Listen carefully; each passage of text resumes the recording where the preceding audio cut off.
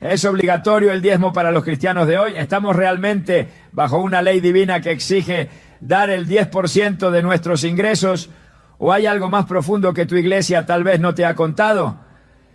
En Gálatas 5:1 el apóstol Pablo nos exhorta: Cristo nos libertó para que vivamos en libertad.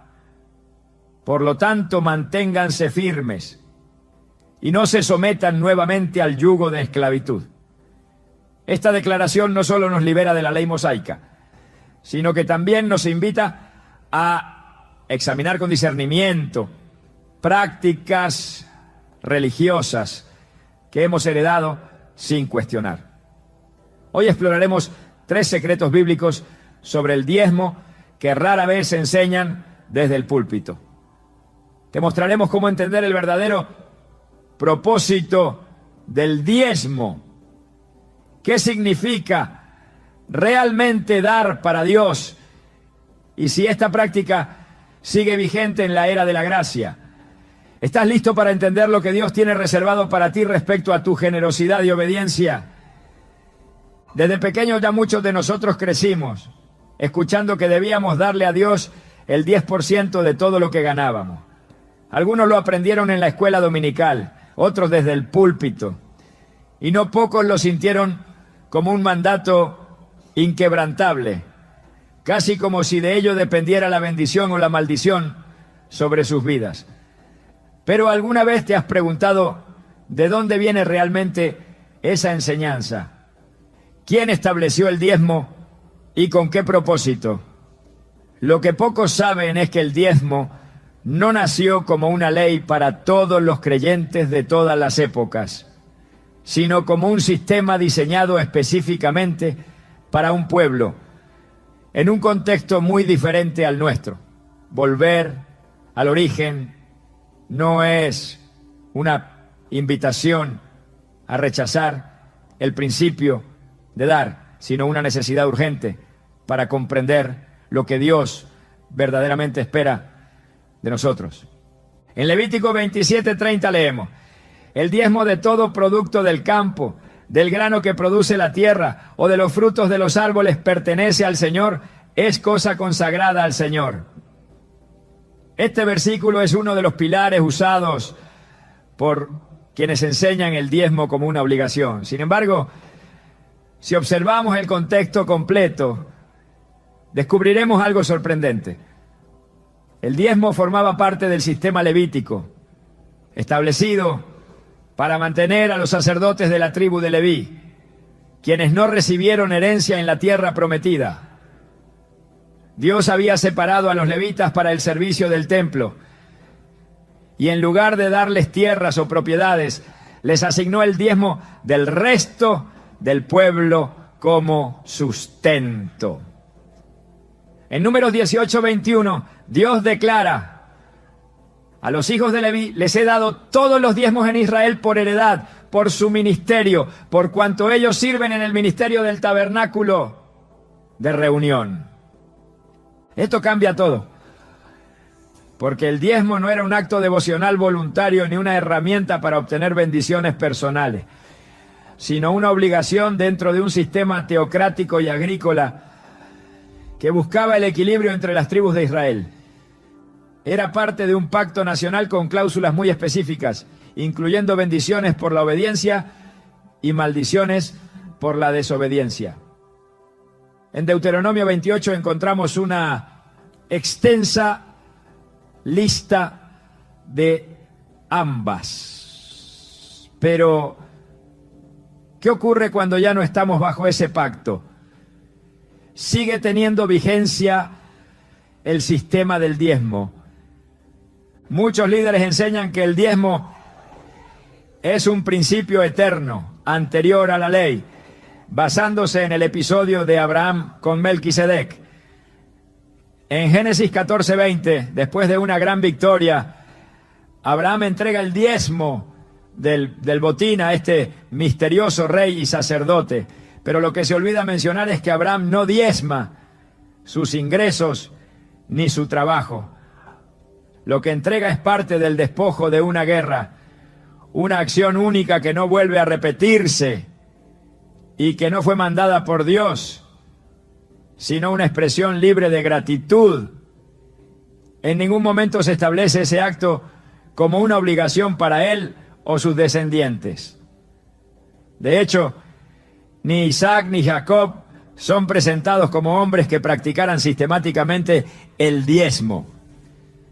Jacob, por su parte, sí hace una promesa relacionada con el diezmo en Génesis 28:22. De todo lo que me des, el diezmo lo apartaré para ti. Pero hay que notar que esta promesa nace de un voto personal, condicionado a que Dios le bendiga, le proteja y le traiga de regreso en paz. No se trata de una orden de Dios, sino de un compromiso personal. Y aún así, no hay evidencia bíblica de que Jacob haya cumplido o institucionalizado ese voto en una práctica continua. El diezmo, tal como se implementó de forma sistemática, vino después, cuando Israel ya era una nación con leyes civiles, ceremoniales y religiosas. Y fue parte de esa estructura jurídica, no de una expresión espontánea de fe. Si retrocedemos a los días del Antiguo Testamento y observamos cómo funcionaba el sistema del diezmo, encontraremos aún más elementos que contradicen la práctica moderna. Por ejemplo, había múltiples diezmos, no solo uno. Según Deuteronomio 14, 22 a 29, cada israelita debía separar el diezmo de sus productos agrícolas cada año. Pero en el tercer año ese diezmo debía ser entregado a los levitas, los extranjeros, los huérfanos y las viudas en su propia ciudad. Esto demuestra que el sistema era más amplio, comunitario y profundamente social. No se trataba de sostener a una institución, sino de sostener a un pueblo entero en su estructura sacerdotal y social. De hecho, en muchos casos, el mismo pueblo comía parte del diezmo como una celebración delante del Señor, en una fiesta de gratitud y comunión.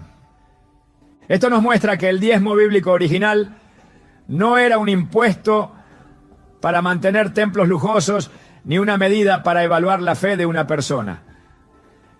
Era una parte de la vida diaria en un contexto donde la religión, la cultura y la economía estaban fusionadas. Pretender trasladar ese modelo literalmente a nuestra época sin adaptar su propósito es perder de vista el corazón del mensaje. Y sin embargo, eso es lo que ha ocurrido en muchos círculos cristianos modernos. Muchos creyentes sinceros han sido llevados a creer que si no diezman, están robando a Dios. Esta enseñanza suele apoyarse en Malaquías 3, 8 a 10, donde Dios pregunta: ¿robará el hombre a Dios? En vuestros diezmos y ofrendas. Y luego promete abrir las ventanas de los cielos si el pueblo vuelve a él.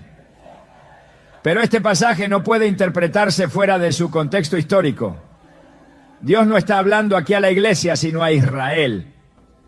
En una etapa de profunda decadencia espiritual, donde los sacerdotes mismos estaban corrompidos y el pueblo había abandonado el pacto. Este llamado es un regreso al orden levítico que ya estaba en vigor, no una nueva instrucción para todos los tiempos. Usar este texto para condenar al creyente moderno es ignorar la diferencia entre el antiguo y el nuevo pacto, entre la ley mosaica y la gracia en Cristo. En Hebreos 8:13 el escritor declara: al decir nuevo pacto, ha dado por viejo al primero, y lo que se da por viejo y se envejece está próximo a desaparecer. Jesús vino a cumplir la ley, no a perpetuarla. Y en él se inauguró una nueva forma de vivir, no basada en el cumplimiento de normas externas, sino en la transformación del corazón. El diezmo, como parte del sistema levítico, también quedó superado por una entrega mucho más profunda, la entrega total de nuestras vidas a Dios. Cuando Jesús se encontró con los fariseos, les reprendió duramente por su hipocresía. En Mateo 23:23 les dice: ¡ay de vosotros, escribas y fariseos hipócritas, porque diezmáis la menta, el eneldo y el comino, y dejáis lo más importante de la ley, la justicia, la misericordia y la fe! Jesús no los felicita por diezmar, sino que los acusa de preocuparse por los detalles mínimos mientras ignoran el peso de la ley. Su énfasis nunca estuvo en las prácticas religiosas vacías, sino en la transformación interna. Si bien menciona el diezmo como parte de la ley vigente en ese momento, también señala que lo más importante había sido dejado de lado. No podemos usar este versículo para justificar una práctica sistemática sin ver lo que Jesús realmente estaba confrontando. Lo que Dios siempre ha buscado es el corazón, no el porcentaje. Desde los tiempos de los profetas Él lo dejó claro. En Isaías 1:11-17 Dios dice: ¿para qué me sirve, dice Jehová, la multitud de vuestros sacrificios? No traigáis más vana ofrenda. Luego añade: lavaos y limpiaos, quitad la iniquidad de vuestras obras. Esta es la esencia del mensaje. Dios no se complace en ritos si el corazón está lejos. Y lo mismo ocurre con el diezmo. No se trata de cuánto das, sino de cómo vives. No se trata de si depositas el 10%, sino de si tu vida entera le pertenece a Él. En los primeros siglos de la Iglesia no hay evidencia de que los cristianos practicaran el diezmo como una obligación. Lo que vemos en el libro de los Hechos es algo mucho más radical.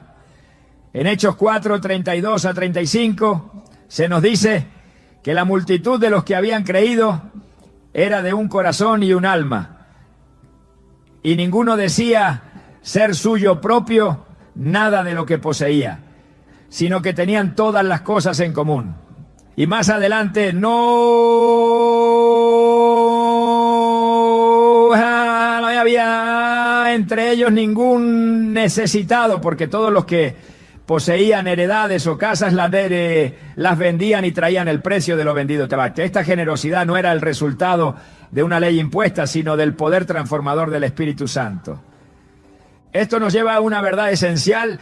Cuando el corazón es tocado por Dios, no se limita a dar el 10%. Da todo, da tiempo, talento, recursos, amor, compasión, perdón. No por temor a una maldición, sino por gratitud. No para ganar el favor divino, sino porque ya lo ha recibido. Y esa es la gran diferencia entre el antiguo y el nuevo pacto. Volver al origen del diezmo no es destruir su valor, sino restaurar su significado. Es comprender que no fue creado para controlarnos, sino para enseñar principios de generosidad, responsabilidad y cuidado mutuo. Es reconocer que ahora en Cristo no vivimos por imposiciones, sino por convicciones. Y que lo que Dios desea no es una décima parte de nuestras finanzas, sino toda nuestra vida en sus manos. Durante su ministerio terrenal, Jesús habló con claridad sobre muchos aspectos que tocaban la vida del ser humano: el corazón, la fe, el pecado, el perdón, el servicio, la humildad, el reino de Dios y también el dinero. Sin embargo, nunca instituyó el diezmo como una norma para sus discípulos. En su enseñanza no hay ningún momento donde se ordene, prescriba o refuerce el diezmo como requisito para entrar en el reino, recibir bendiciones o cumplir con la voluntad del Padre. Este silencio no es accidental, Es revelador, porque en la figura de Cristo se inaugura una nueva era espiritual, una transformación del interior que supera las estructuras rígidas de la ley mosaica, y el hecho de que el diezmo no forme parte del mensaje central de Jesús indica que su propósito no era reproducir el sistema religioso anterior, sino establecer una relación directa entre Dios y el corazón del creyente. Jesús predicó intensamente sobre la riqueza y el uso del dinero, no desde la perspectiva de porcentajes establecidos, sino desde la disposición del alma. En Mateo 6:21 dijo: porque donde esté tu tesoro, allí estará también tu corazón. Esta afirmación trasciende cualquier cálculo numérico. No le habló a sus seguidores de obligaciones externas, sino de una conexión interna que revela prioridades espirituales. El tesoro no está en la cantidad que se da, sino en el lugar donde reposa nuestra confianza. Para Jesús, el problema nunca fue cuánto damos, sino por qué lo damos, desde qué motivación interior y con qué actitud lo hacemos. Por eso, en lugar de establecer una fórmula, presentó un estándar más alto: entregar toda la vida a Dios. Un ejemplo claro de esta visión se encuentra en el episodio de la viuda que echó 2 moneditas en el arca del templo. En Marcos 12:41-44, Jesús observa cómo los ricos daban grandes cantidades, pero luego señala a la viuda y declara que ella ha dado más que todos. No porque su suma fuera mayor, sino porque dio todo lo que tenía. Aquí Jesús no alaba una décima parte, sino la entrega total, sincera, sin reservas. En este acto se revela el principio que rige la economía del reino. El valor no está en la cantidad, sino en la medida del sacrificio, en el desprendimiento, en la confianza absoluta en la provisión divina. Otro momento revelador ocurre cuando Jesús llama al joven rico. Este hombre, que había cumplido los mandamientos desde su juventud, se acerca preguntando qué más debía hacer para heredar la vida eterna. En Marcos 10:21, Jesús le responde: una cosa te falta. Anda, vende todo lo que tienes y dalo a los pobres, y tendrás tesoro en el cielo. Y ven, sígueme. Esta exigencia no está vinculada al diezmo. Jesús no le pidió el 10%, le pidió el todo. Porque en el reino lo que importa no es una fracción legalista, sino la disposición radical del alma para renunciar a todo lo que impida una comunión plena con Dios. El joven se fue triste porque tenía muchas posesiones. Esta escena deja claro que Jesús no busca contribuciones por obligación, sino corazones rendidos por amor. Si el diezmo hubiese sido un elemento esencial de la vida espiritual bajo el nuevo pacto, Jesús lo habría enseñado de forma directa. Pero nunca instruyó a sus discípulos a diezmar, ni en el Sermón del Monte, ni en sus parábolas, ni en sus discursos finales. Lo que sí hizo fue hablar sobre generosidad, sobre dar con alegría, sobre compartir con el necesitado, sobre la imposibilidad de servir a Dios y a las riquezas al mismo tiempo. En Mateo 6:24 dice: nadie puede servir a 2 señores. No podéis servir a Dios y a las riquezas. Esta enseñanza no establece porcentajes, sino prioridades. La fidelidad a Dios no se mide en décimas, sino en entrega total. Cuando Jesús denunció a los fariseos, usó el tema del diezmo como un ejemplo de su hipocresía. En Mateo 23:23 declaró: ay de vosotros, escribas y fariseos hipócritas, porque diezmáis la menta, el eneldo y el comino, y dejáis lo más importante de la ley, la justicia, la misericordia y la fe. Algunos han interpretado este versículo como una validación del diezmo, pero en realidad es una denuncia. Jesús los confronta por aferrarse a las minucias externas, mientras descuidaban lo que realmente importa. El peso de sus palabras no recae en la práctica del diezmo, sino en el olvido de lo esencial. Justicia, misericordia y fe. Esas son las marcas del verdadero discípulo. El enfoque no está en lo que se entrega, sino en el espíritu con el que se vive. La crítica de Jesús revela que las prácticas externas, incluso las correctas, pueden estar vacías si no están acompañadas de una transformación interna. El mensaje del reino fue diseñado para cambiar el corazón, no para imponer rituales. Jesús enseñó que todo lo que damos debe nacer del amor, no de la presión. En Lucas 6:38 dijo: dad y se os dará. Medida buena, apretada, remecida y rebosando, darán en vuestro regazo. Porque con la misma medida con que medís, os volverán a medir. Esta promesa no está sujeta a una ley específica de porcentajes. Es una ley espiritual de reciprocidad basada en la actitud generosa del corazón. Jesús apelaba a una entrega libre, desinteresada, profunda. En ningún momento ató esta promesa a un sistema obligatorio de diezmos. Más bien, habló de una medida espiritual, una forma de vida que da con alegría y sin cálculo. El modelo de vida que Jesús propuso fue radical. No dejó instrucciones sobre templos físicos ni sobre estructuras religiosas complejas. Llamó a sus seguidores a vivir en humildad, en servicio, en desprendimiento. Los envió sin alforja ni bolsa, dependiendo por completo de la provisión divina.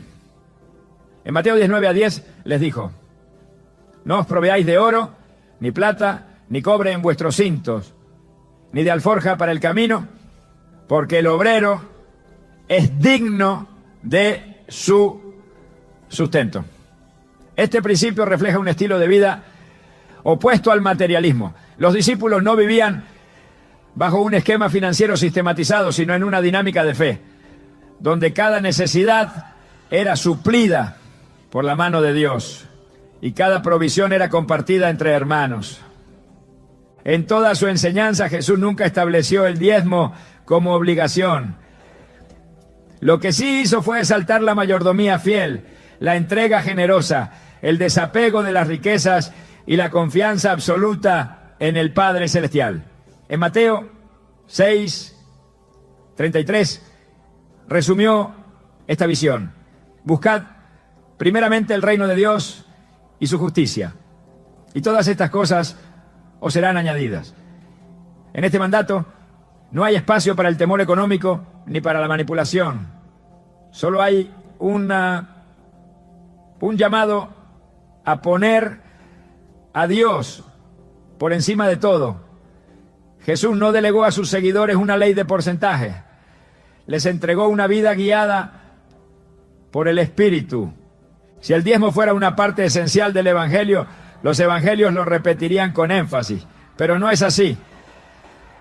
El silencio de Jesús sobre este tema, lejos de ser una omisión, es una declaración.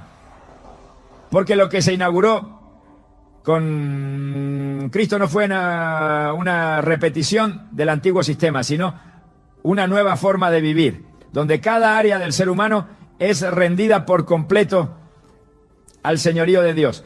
Lo que antes era una norma externa, ahora se convierte en una respuesta voluntaria, libre y guiada por una relación viva con el Padre.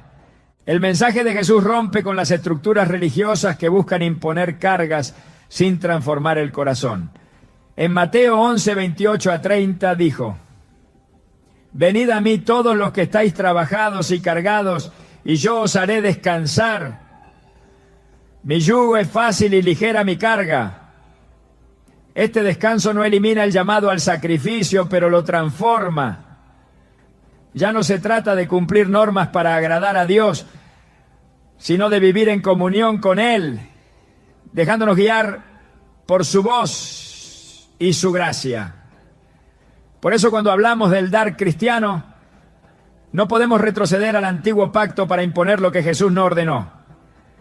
Debemos avanzar hacia el modelo que Él encarnó. Una entrega que nace del amor y se sostiene en la libertad. En ningún momento Jesús enseñó que el diezmo fuera el estándar para sus seguidores. Su enfoque fue siempre más profundo, más exigente, más espiritual. No buscó establecer reglas externas, sino cultivar corazones rendidos.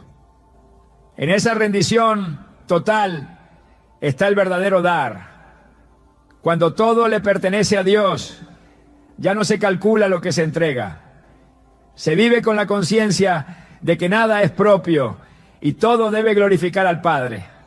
Esa es la esencia del reino.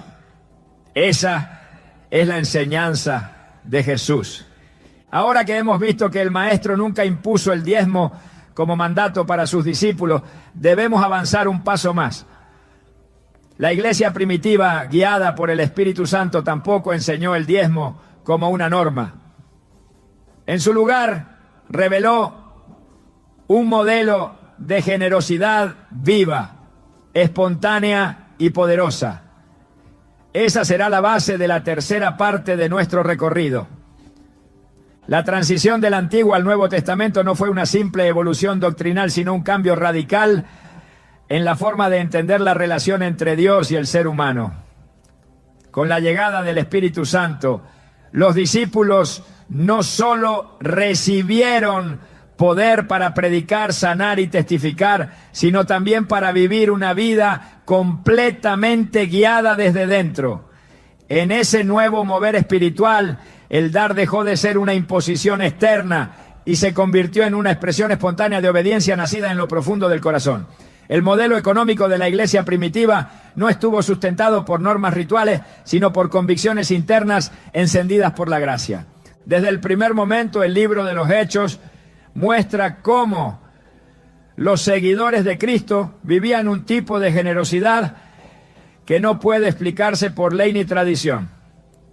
En Hechos 2:44 a 45 se nos dice: todos los que habían creído estaban juntos y tenían en común todas las cosas, y vendían sus propiedades y sus bienes y los repartían a todos según la necesidad de cada uno.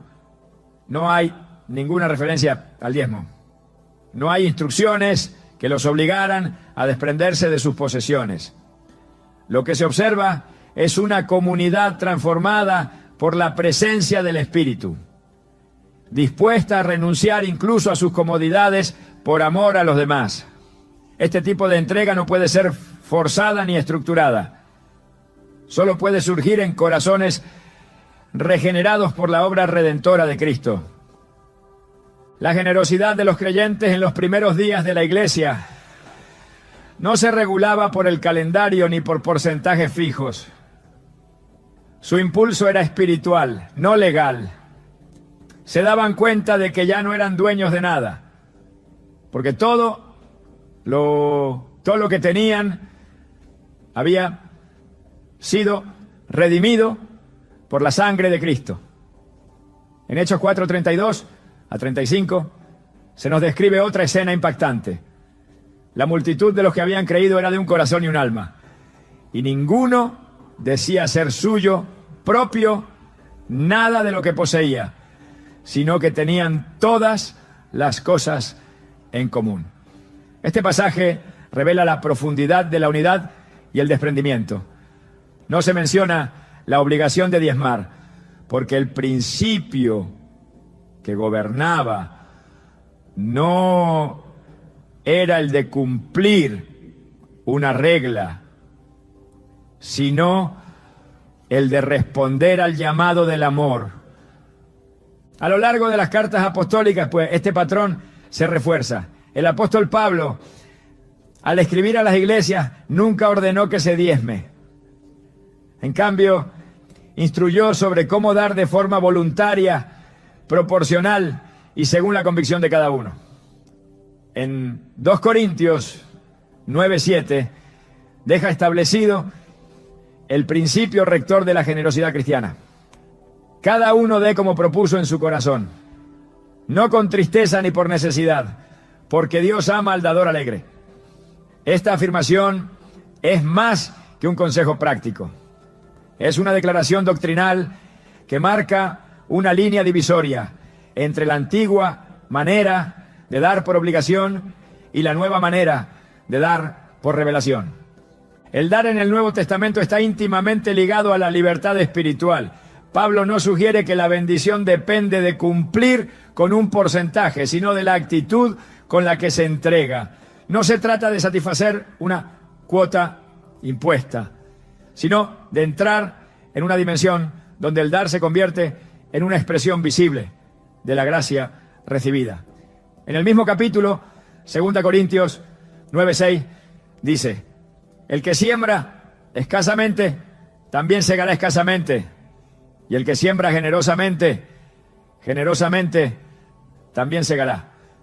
Aquí el énfasis está en la siembra voluntaria, no en el cumplimiento ritual. El sembrador no calcula un impuesto.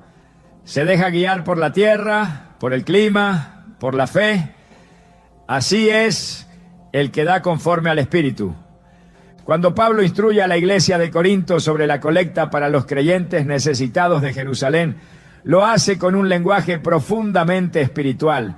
En 1 Corintios 16:2 les dice: cada primer día de la semana cada uno de vosotros ponga aparte algo, según haya prosperado, guardándolo, para que cuando yo llegue no se recojan entonces ofrendas. No menciona el diezmo, sino un principio adaptado a la realidad personal de cada creyente. Según haya prosperado, implica que no todos darán lo mismo, pero todos están invitados a participar. Esta forma de dar no se basa en presión, sino en discernimiento. No responde a una norma fija, sino a una conciencia moldeada por el amor. Pablo también destaca que el dar es una gracia, no una carga. En 2 Corintios 8:1-3 habla de las iglesias de Macedonia, que en medio de la prueba y la pobreza dieron más allá de su fuerza. Él lo llama una gracia de Dios y no una imposición humana. Lo que mueve a esos creyentes no es la obligación de un porcentaje, sino la revelación del privilegio de participar en la obra de Dios. Este modelo pone en evidencia que cuando el Espíritu guía, el corazón responde con generosidad, aun cuando las circunstancias sean adversas. La gracia no solo cambia la forma de dar, cambia la perspectiva desde la cual se da. Este principio también está presente en la carta a los Romanos. En Romanos 12:1, Pablo exhorta a los creyentes: presentad vuestros cuerpos en sacrificio vivo, santo, agradable a Dios, que es vuestro culto racional. Aunque no está hablando específicamente de dinero, el principio es el mismo. El verdadero culto no consiste en cumplir reglas externas, sino en rendir la vida entera. Dar en este contexto no puede limitarse a un porcentaje. Cuando el cuerpo entero ha sido entregado, todo lo demás queda incluido. Ya no se pregunta cuánto debo dar, sino cuánto de mí ha sido verdaderamente consagrado. La ausencia del diezmo como práctica obligatoria en el Nuevo Testamento no es una omisión, sino una revelación. Significa que lo que antes era símbolo, ahora ha sido sustituido por la realidad espiritual. El sistema levítico requería el diezmo como medio de sostener una estructura física, pero en Cristo el templo ya no es de piedra, sino de persona. En 1 Corintios 3:16 Pablo afirma: ¿no sabéis que sois templo de Dios y que el Espíritu de Dios mora en vosotros? Cuando el templo vive dentro de cada creyente, la economía del reino también se mueve desde dentro. El sostenimiento de la obra no depende de una estructura legal, sino de corazones inflamados por la verdad. En ninguna de sus cartas, Pedro, Santiago, Juan ni Judas hacen referencia al diezmo como un mandato para la iglesia. Su silencio coincide con el modelo que Cristo dejó. Lo que enseñan es la importancia de la fe viva, del amor práctico, de la obediencia al Espíritu. En Santiago 2:15 a 16 se plantea un escenario concreto. Si un hermano o una hermana están desnudos y tienen necesidad del mantenimiento de cada día, y alguno de vosotros les dice: id en paz, calentaos y saciaos, pero no les dais las cosas que son necesarias para el cuerpo, ¿de qué aprovecha? Esta exhortación no se dirige a cumplir un porcentaje, sino a vivir la fe con acciones reales, con respuestas sensibles a las necesidades del prójimo. La generosidad cristiana es contextual, vivencial, y nace de la compasión, no de la imposición. La lógica del reino no se fundamenta en deberes numéricos, sino en la revelación del amor de Dios. En el 1 Juan 3:17 el apóstol escribe: pero el que tiene bienes de este mundo y ve a su hermano tener necesidad y cierra contra él su corazón, ¿cómo mora el amor de Dios en él? Aquí la medida no es el diezmo, sino el corazón. Lo que se evalúa no es el porcentaje, sino la disposición de compartir lo que se tiene cuando se presenta la necesidad. Dar, según la enseñanza apostólica, es el reflejo tangible de una vida que ha sido redimida. No se impone desde afuera, brota desde dentro. El modelo neotestamentario de dar redefine por completo la relación del creyente con sus bienes. Ya no hay distinción entre lo espiritual y lo material. Todo está bajo el señorío de Cristo. En Colosenses 3:17 se dice: y todo lo que hacéis, sea de palabra o de hecho, hacedlo todo en el nombre del Señor Jesús. Esto incluye lo que se ofrece, lo que se guarda, lo que se administra. El cristiano no se guía por porcentajes impuestos, sino por la voz del Espíritu que habita en él. Cada decisión de dar se convierte en un acto de adoración, cada gesto de generosidad en una proclamación del Evangelio. Este nuevo modelo no anula la práctica de dar, sino que la transforma. No se trata de menos entrega, sino de una entrega más completa, más intencional, más profunda. La libertad en Cristo no es una excusa para la negligencia, sino un llamado a la madurez espiritual.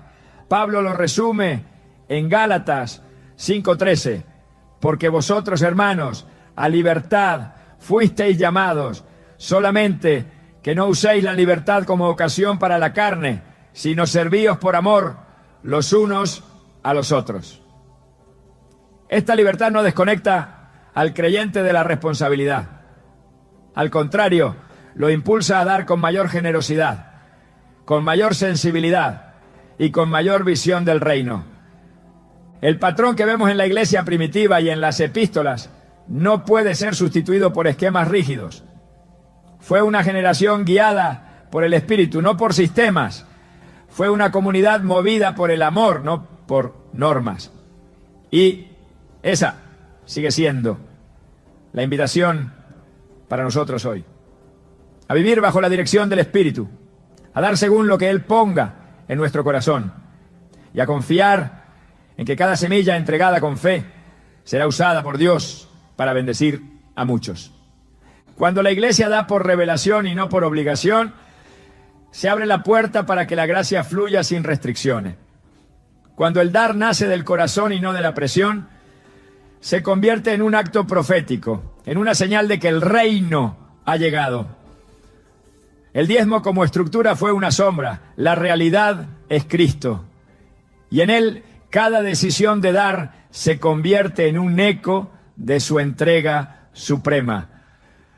Cuando la verdad es reemplazada por tradición y la revelación es sustituida por sistemas humanos, el resultado es una fe distorsionada que carga al creyente con pesos que nunca fueron diseñados para llevar. En muchos contextos, el diezmo ha dejado de ser una práctica de adoración para convertirse en una herramienta de presión emocional y control espiritual. Lo que debía nacer de una convicción interna ha sido transformado en una obligación impuesta, sostenida por el temor, la culpa y la amenaza del juicio divino. Esta distorsión no es nueva. La historia del pueblo de Dios está llena de momentos en los que las estructuras religiosas reemplazaron el corazón del mensaje y el poder se impuso sobre la gracia. Pero cada vez que eso ocurrió, Dios levantó una voz para restaurar el diseño original. La Escritura nos advierte con claridad sobre los líderes que utilizan lo sagrado para beneficio personal. En Ezequiel 34, 2-3, el Señor declara contra los pastores de Israel: ay de los pastores de Israel que se apacientan a sí mismos. ¿No deben los pastores apacentar a las ovejas? Coméis la grosura y os vestís de la lana, la engordada degolláis, mas no apacentáis a las ovejas. Este reclamo no es simplemente una queja contra la negligencia espiritual, sino una denuncia directa contra aquellos que se enriquecen a costa del rebaño, utilizando su posición espiritual para manipular en lugar de servir. Cuando el liderazgo usa el púlpito para exigir y no para edificar, el resultado es una comunidad espiritualmente esclavizada y emocionalmente herida. Uno de los errores más graves en la enseñanza moderna sobre el diezmo es presentar a Dios como un cobrador celestial que bendice solo si se paga una cuota. Se cita constantemente Malaquías 3:10 como una amenaza. Traed todos los diezmos al alfolí y probadme ahora en esto, si no os abriré las ventanas de los cielos. Pero se ignora el contexto histórico y profético del pasaje. Dios no estaba hablando a la iglesia del nuevo pacto, sino a una nación que había quebrantado un pacto específico en una época donde los sacerdotes habían corrompido el culto y el pueblo se había apartado de su identidad espiritual. El reclamo de Dios no era por el dinero, sino por el abandono de la justicia y la integridad. Usar este texto para infundir miedo es torcer la intención original del mensaje. Cuando el mensaje del diezmo se presenta como un requisito absoluto para la bendición, se produce una falsa espiritualidad donde la generosidad se convierte en transacción y la obediencia en negocio. Esta visión comercializa la fe y transforma la relación con Dios en una relación de mercado. Si doy, recibo. Si no doy, pierdo. Esta no es la economía del reino. Jesús enseñó que el Padre hace salir el sol sobre buenos y malos, y que su provisión no está condicionada por una fórmula matemática, sino por su naturaleza generosa. En Mateo 5:45 dice: para que seáis hijos de vuestro Padre que está en los cielos, que hace salir su sol sobre malos y buenos, y que hace llover sobre justos e injustos. Esta es la gracia, un favor que no se compra, un amor que no se negocia, una provisión que no se condiciona. Pablo también enfrentó la tensión entre servir con integridad y ser acusado de tener intenciones torcidas. En 2 Corintios 2:17 declara: pues no somos como muchos que medran falsificando la palabra de Dios, sino que con sinceridad, como de parte de Dios y delante de Dios, hablamos en Cristo. Su ministerio no se sustentaba en manipulaciones ni en tácticas de presión, sino en la verdad. Su autoridad no dependía de lo que podía exigir, sino de lo que estaba dispuesto a entregar. En varias ocasiones renunció al derecho de ser sostenido para no dar lugar a sospechas ni tropiezos. En 1 Corintios 9:12 afirma: pero no hemos usado de este derecho, sino que lo soportamos todo por no poner ningún obstáculo al Evangelio de Cristo. Esta actitud revela el corazón del verdadero siervo. No se aferra a lo que puede reclamar, sino que se desprende de todo, con tal de no estorbar la obra de Dios. El uso del diezmo como medida de fidelidad ha creado una cultura donde el valor espiritual de una persona se mide por su aporte económico. Esto contradice el Evangelio, que valora la fe, la obediencia y el amor como frutos del Espíritu. En Gálatas 5, 22-23, Pablo escribe que los frutos del Espíritu son amor, gozo, paz, paciencia, benignidad, bondad, fe, mansedumbre y dominio propio. Ninguno de estos frutos se relaciona con cifras monetarias. El énfasis está en lo que el Espíritu produce, no en lo que el bolsillo aporta. Cuando se enseña que dar el diezmo es prueba de compromiso, se corre el riesgo de pasar por alto los frutos invisibles que realmente definen el carácter de un hijo de Dios. Otro peligro de esta manipulación es crear una jerarquía espiritual basada en el poder adquisitivo. Se honra más a quienes pueden dar más y se invisibiliza a quienes no tienen recursos. Esta distorsión es denunciada en Santiago 2:2-4, donde se reprende a los creyentes por dar trato preferencial al rico y despreciar al pobre. El texto dice: si entra en vuestra congregación un hombre con anillo de oro y ropa espléndida, y también entra un pobre con vestido andrajoso, y miráis con agrado al que trae la ropa espléndida, ¿no hacéis distinciones entre vosotros mismos y venís a ser jueces con malos pensamientos? Cuando el diezmo se convierte en herramienta para clasificar a los creyentes, se niega la justicia del reino y se cae en el favoritismo condenado por las Escrituras. El verdadero liderazgo espiritual no demanda guía, no controla, inspira, no manipula, sirve. Jesús dejó un modelo claro cuando lavó los pies de sus discípulos. En Juan 13, 14, 15 dijo: pues si yo, el Señor y el Maestro, he lavado vuestros pies, vosotros también debéis lavaros los pies los unos a los otros, porque ejemplo os he dado. El pastor que utiliza el mensaje del diezmo para generar temor o dependencia está contradiciendo el ejemplo del Maestro. La autoridad en el reino no se ejerce desde el poder, sino desde el servicio. No se basa en lo que se puede extraer del pueblo, sino en lo que se está dispuesto a sacrificar por él. Cuando el pueblo de Dios es instruido a dar por revelación, el resultado es libertad.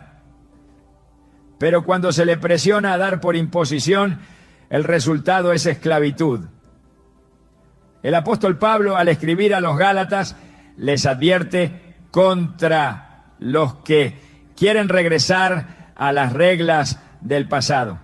En Gálatas 5:1 declara: estad pues firmes en la libertad con que Cristo nos hizo libres, y no estéis otra vez sujetos al yugo de esclavitud. Esta libertad no es anarquía, es madurez espiritual. No niega el llamado a la generosidad, lo profundiza. No rechaza el dar, lo eleva a una dimensión donde cada acto de entrega nace del amor, no de la coacción. La iglesia que manipula el mensaje del diezmo para obtener control pierde autoridad espiritual. Puede ganar dinero, pero pierde la presencia. Puede construir templos, pero no forma discípulos. Puede llenar auditorios, pero vacía corazones. La fidelidad no se mide por lo que se exige, sino por lo que se modela. La comunidad cristiana debe ser un espacio donde la verdad se enseña con integridad, donde la fe no se condiciona a la economía y donde cada miembro es valorado por lo que es en Cristo, no por lo que puede aportar. El problema no está en enseñar principios de mayordomía, sino en imponer normas que Cristo no instituyó. La manipulación comienza cuando se presentan mandatos humanos como ordenanzas divinas. Jesús denunció esto con dureza en Mateo 15:9. Pues en vano me honran, enseñando como doctrinas mandamientos de hombres. Cuando el mensaje del diezmo se eleva al nivel de doctrina esencial, se está reemplazando la palabra viva por estructuras que carecen de respaldo apostólico. El resultado es una iglesia que vive en temor, no en libertad, que da por obligación, no por revelación, que sirve por miedo, no por amor. El Espíritu Santo no manipula, convence, no amenaza, ilumina, no obliga, transforma. Por eso cuando una enseñanza espiritual se sostiene en el miedo, se debe examinar su origen. En 2 Timoteo 1:7, Pablo afirma: porque no nos ha dado Dios espíritu de cobardía, sino de poder, de amor y de dominio propio. El mensaje del reino produce poder interior, no dependencia externa. Cultiva un amor que actúa, no un temor que paraliza. Despierta dominio propio, no sumisión ciega. Cualquier enseñanza que socava estos frutos debe ser confrontada con la verdad del Evangelio.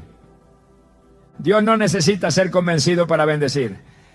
Él es generoso por naturaleza. En Santiago 1:17 se nos dice: toda buena dádiva y todo don perfecto desciende de lo alto, del Padre de las luces. La bendición no es una moneda de cambio, es una expresión del carácter de Dios.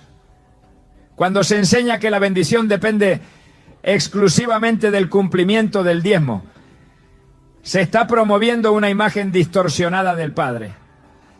Se le presenta como un comerciante, no como un redentor, como un cobrador, no como un dador. Esta imagen no solo hiere la fe, sino que aleja a las personas de una relación auténtica con Dios. El Evangelio es un llamado a la verdad, y donde hay verdad, hay libertad. Jesús lo expresó en Juan 8:32. Conoceréis la verdad y la verdad os hará libre. La verdad libera del engaño, del temor y de las cargas impuestas por sistemas humanos. Libera del legalismo y de la manipulación. Libera para vivir por fe, para dar por convicción, para servir con gozo. La verdad revela que en Cristo no hay necesidad de comprar el favor divino, porque ese favor ya fue entregado gratuitamente en la cruz. El verdadero mensaje del reino no se impone, se revela, y cuando es revelado, transforma. El llamado hoy no es a abandonar la generosidad, sino a purificar su motivación, a dejar atrás la estructura que obliga y abrazar la voz que guía. Porque cuando el dar fluye del Espíritu, produce gozo, libertad y plenitud. Y donde hay libertad, hay presencia. Donde hay presencia, hay transformación. Y donde hay transformación, el reino avanza sin necesidad de imposición. El mensaje de Jesús nunca fue de mínimos. Su llamado no se limitó a un cumplimiento externo, ni a una serie de requisitos para alcanzar lo justo. Cristo siempre apuntó al todo, a una entrega sin reservas, a un corazón tan transformado por el amor de Dios que no pregunta cuánto debe dar, sino cuánto más puede entregar. Cuando el corazón ha sido renovado por la gracia, el diezmo ya no es un techo, sino apenas el piso de una vida de generosidad. Los primeros cristianos no necesitaban que nadie les impusiera un porcentaje. Ellos entendieron por revelación que todo lo que tenían ya no les pertenecía. En Hechos 4, 34 a 35, el testimonio de aquella comunidad es contundente. No había entre ellos ningún necesitado, porque todos los que poseían heredades o casas las vendían y traían el precio de lo vendido y lo ponían a los pies de los apóstoles, y se repartía a cada uno según su necesidad. Aquellos hombres y mujeres no dieron un diezmo, no calcularon cuánto debían guardar, vendieron posesiones, soltaron su seguridad material, ofrecieron su sustento. No lo hicieron por presión, lo hicieron porque habían sido tocados por el fuego del Espíritu. La transformación del corazón no produce una actitud de retención, sino de entrega. Cuando el Espíritu entra, el ego sale. La generosidad es una consecuencia natural de una vida habitada por Dios. La ley exigía una décima parte. La gracia, en cambio, despierta una respuesta proporcional al amor recibido. No se trata de una fórmula, se trata de una vida rendida. Y donde hay rendición verdadera, hay libertad para dar sin límites.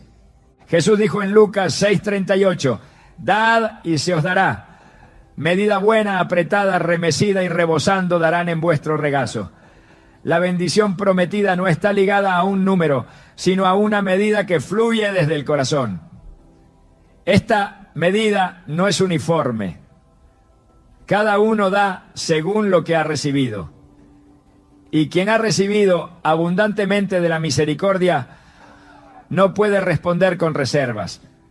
Dar más del diezmo no es una obligación, es una consecuencia de haber visto al Dios que no escatimó a su propio Hijo. Pablo enseñó este principio con claridad a los corintios.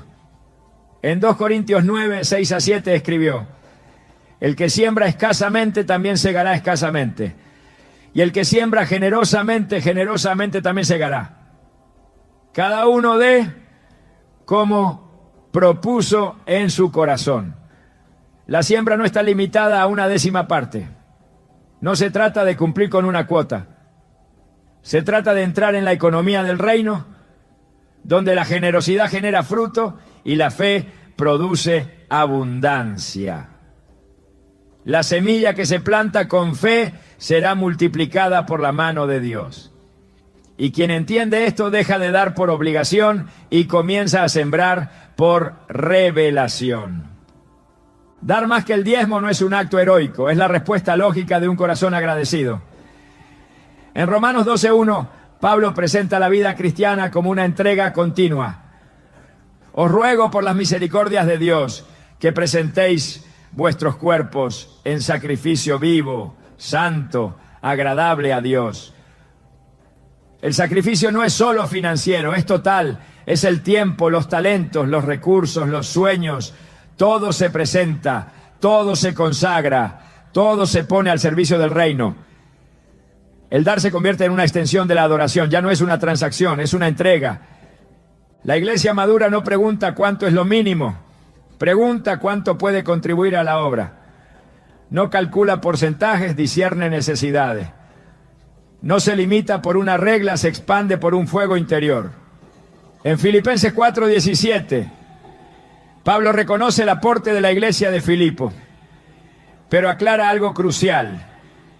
No es que busque dádivas, sino que busco fruto que abunde en vuestra cuenta.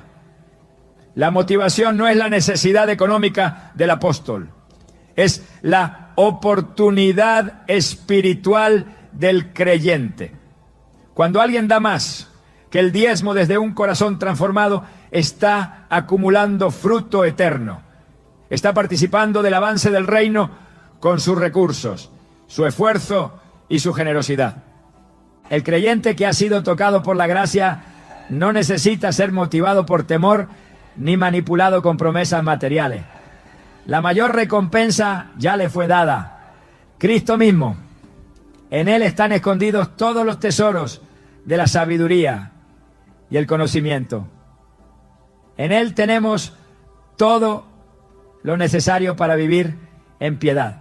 Por eso cuando damos, no lo hacemos para recibir algo a cambio.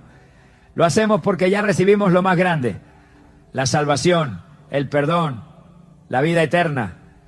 En 1 Timoteo 6, 17 a 19, Pablo exhorta a los ricos en este siglo a que no pongan su esperanza en las riquezas, sino en Dios. Luego les dice que hagan bien, que sean ricos en buenas obras, dadivosos, generosos, atesorando para sí buen fundamento para lo porvenir.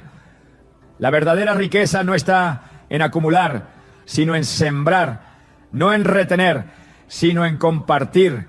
Quien ha sido iluminado por esta verdad no limita su entrega, la expande, la diversifica, la convierte en estilo de vida. El dar, cuando fluye desde un corazón transformado, se vuelve espontáneo, constante y alegre. No espera campañas ni colectas, no necesita sermones que presionen. Nace de una conciencia continua de mayordomía. Todo lo que soy, todo lo que tengo, le pertenece al Señor. Esta actitud no depende del monto, depende de la disposición. Jesús elogió a la viuda que dio 2 monedas porque dio todo lo que tenía. En Marcos 12:44 se explica. Todos han echado de lo que les sobra, pero esta, de su pobreza, echó todo lo que tenía, todo su sustento. Dar más que el diezmo no es una cuestión de cantidad absoluta, sino de entrega total. El reino no se construye con cifras, no, sino con corazones. Y un corazón que ha sido redimido no pone límites a su generosidad. No teme quedarse sin recursos porque sabe quién es su fuente. No se reserva para después, porque vive en el ahora de la obediencia. La abundancia espiritual produce generosidad práctica, y esa generosidad abre puertas, suple necesidades, multiplica oportunidades y glorifica a Dios. La generosidad bíblica no es uniforme, es específica, contextual, dirigida. En 2 Corintios 8, Pablo describe cómo los macedonios, en profunda pobreza, abundaron en riquezas de generosidad. No dieron porque tenían, dieron porque estaban llenos de gracia. Y luego dice algo revelador en el versículo 5. No como lo esperábamos, sino que asimismo se dieron primeramente al Señor y luego a nosotros por la voluntad de Dios. Aquí está el secreto. Antes de entregar bienes, entregaron su ser. Y cuando alguien se entrega por completo, el resto fluye con naturalidad. Dar más que el diezmo no es una estrategia financiera, es una manifestación del reino, es el fruto de una mente renovada, es la respuesta de un corazón agradecido, es la acción visible de una fe invisible. No hay necesidad de coerción, no hay espacio para la retención. La transformación interior produce un estilo de vida donde dar es parte del respirar espiritual. Porque donde está el Espíritu del Señor hay libertad.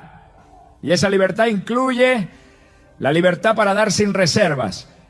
Cristo no dio el diezmo de su sangre, lo dio todo. No ofreció una parte de sí mismo, se entregó por completo. Y quienes han sido alcanzados por ese sacrificio no viven a medias. No aman a medias, no sirven a medias, no dan a medias. La entrega de Cristo se convierte en el patrón y bajo ese patrón el diezmo se queda corto, no como algo incorrecto, sino como algo insuficiente.